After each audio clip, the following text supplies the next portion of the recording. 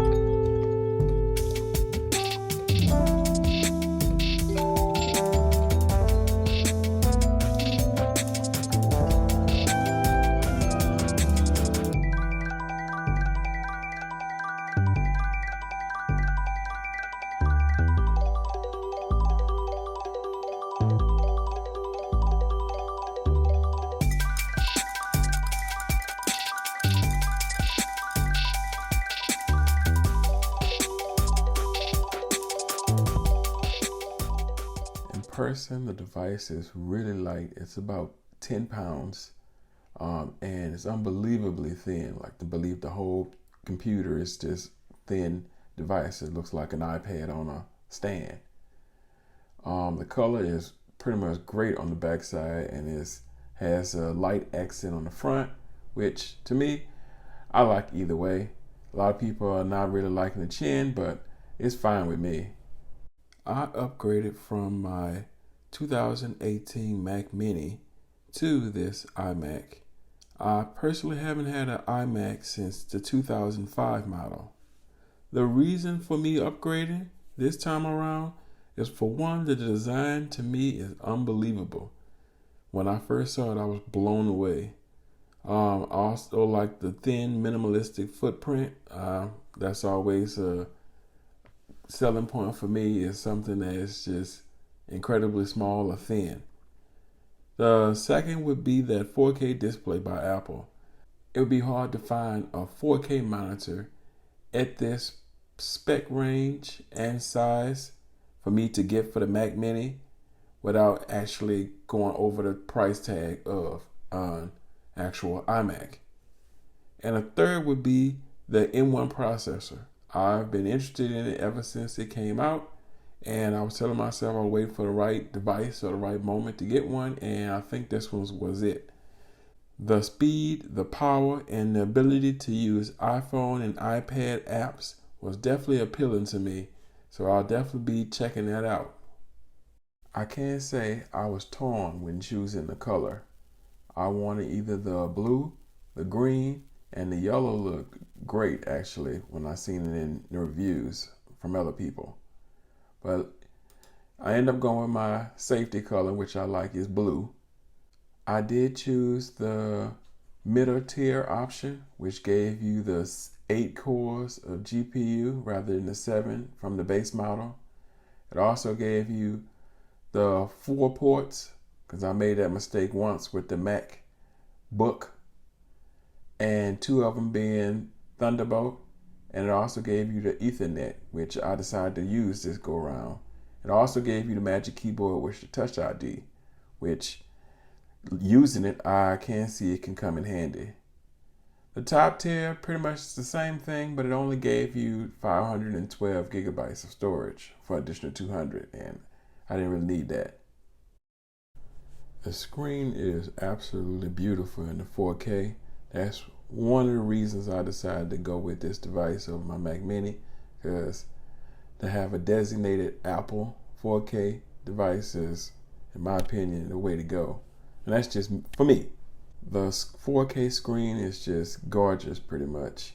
Compared to the 1080p monitor I had prior to this, and even the iMac I had prior to it as well, doesn't even compare to what's in front of me right now.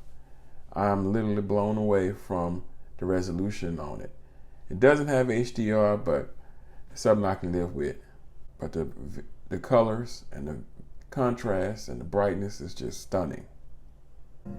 Listening to music and watching a few movies on here, from what I've heard, is actually also unbelievable when you listen to it. To say it's thin frame, to have the amount of bass it has, which is not like mind-blowing, but it is still impressive for its size. It's still another feat that I was like blown away by. I'm actually impressed from the actual bass that it outputs and the amount of room filling sound that it gives you. It's not going to be enough to beat a soundbar or surround sound system, but it's still enough to watch a good little movie or Netflix or listen to some music on while you're doing some work.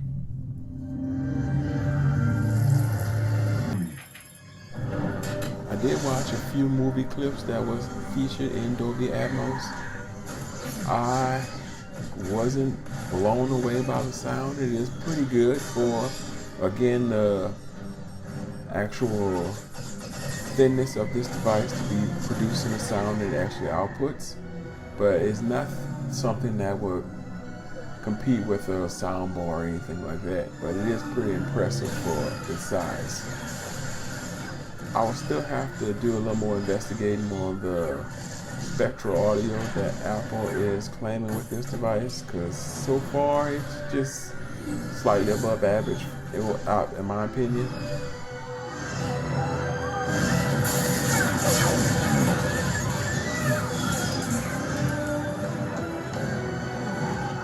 So I'm recording this on the new iMac camera, which is at 1080p HD now.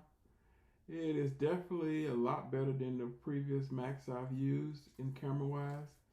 So doing things like Zoom and FaceTime calls are going to look very great on this when I start using them. And I'm also testing out the audio quality to see how good it sounds, which might be a little bit difficult since I have my head on, but you'll get the drift. So I've turned the light completely off in this room, so the only light that you see is from the screen itself, just to test out what the low light would be. It's actually impressive from what I can see so far. So I think they did a pretty good job with the new camera system on the iMac. It's definitely worth it compared to the iMac I've had years ago. So now I can do my Zoom calls in the dark. Pretty much I am impressed of what I've seen so far with this device. The speed on it is incredible from what I've used, just getting it set up. Time will tell of just how long it holds up. The design is incredible on it. I am still blown away from it looking like a big iPad on a stand. The sound is also, it's not like mind blowing, but it is impressive for its size. The cameras on it are amazing, and the microphone array is great. The Touch ID on the keyboard is a nice touch. It's something I'm gonna have to get used to, but it definitely works when it's needed. And just the overall use of it is just gonna suit my needs. Is the reason why I purchased this one. Also, I can say going back to using this Magic Mouse is nice, but I can also remember why I went to the Magic Trackpad, which this is what I kept from my old computer. So I'm definitely gonna go back to using this and put that aside because nothing's wrong with the Magic Mouse. It's just not for me. I'd rather the trackpad. It works so much better in my opinion. Those out there who've used it, they may know exactly what I mean by talking about that. There may have people out there that like it. It's just not me. As usual, I would like to thank you guys for watching this video. Make sure you hit that like and that subscribe button so you can see any videos I release in the future. I will be releasing another video about this iMac, talking about the different apps that I use on my iPhone and iPad on a daily basis, and if they can be downloaded on this M1 iMac and how well they work. Make sure you hit me with some comments as well to let me know how well I'm doing and if you have any recommendations or if you just have any suggestions for me. As usual, this is Tech the Tiger and I am signing out.